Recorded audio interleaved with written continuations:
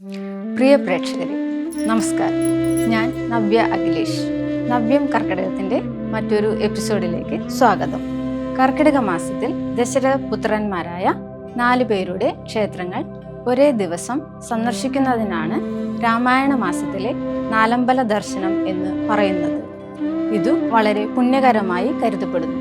കേരളക്കരയിൽ ഇവർ 4 പേരെയും തൊഴാൻ പറ്റുന്ന അമ്പലങ്ങൾ ചുരുക്കമാണ്.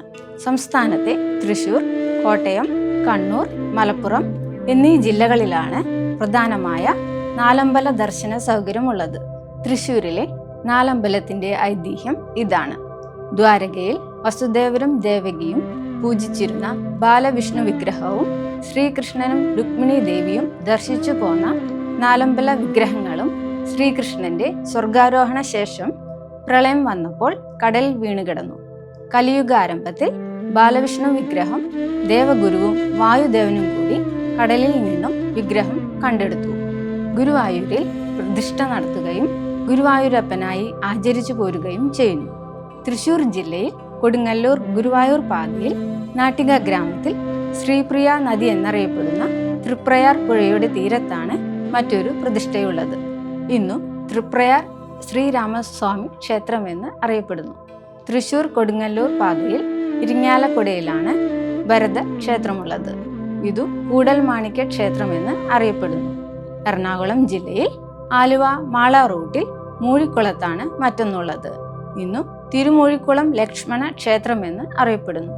4ാമത്തെ പ്രതിഷ്ഠ തൃശ്ശൂർ ജില്ലയിലെ അരിപ്പാലത്ത് കൊടുങ്ങല്ലൂരിൽ ഇരിങ്ങാലക്കുട റൂട്ടിൽ വെള്ളാങ്ങല്ലൂർ കവലയിൽ നിന്നും 6 കിലോമീറ്റർ അകലെ പൂമംഗലം പഞ്ചായത്തിലാണ്.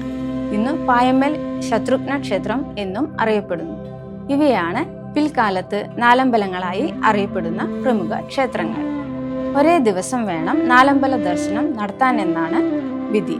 ശ്രീകൃഷ്ണ ഭഗവാൻ അങ്ങനെയാണ് ദർശിച്ചു പോന്നത്. ശ്രീരാമനിൽ തുടങ്ങി ഭരതൻ, ലക്ഷ്മണൻ, ശത്രുഘ്നൻ എന്നിവരെ കൂടി ദർശിച്ച് സമാപിക്കുന്നു. തൃപ്രയാർ മുതൽ പായമ്മേൽ വരെയുള്ള ദൂരം 80 കിലോമീറ്റർ വരും. ഇന്ന് വാഹന സൗകര്യങ്ങളുണ്ട്.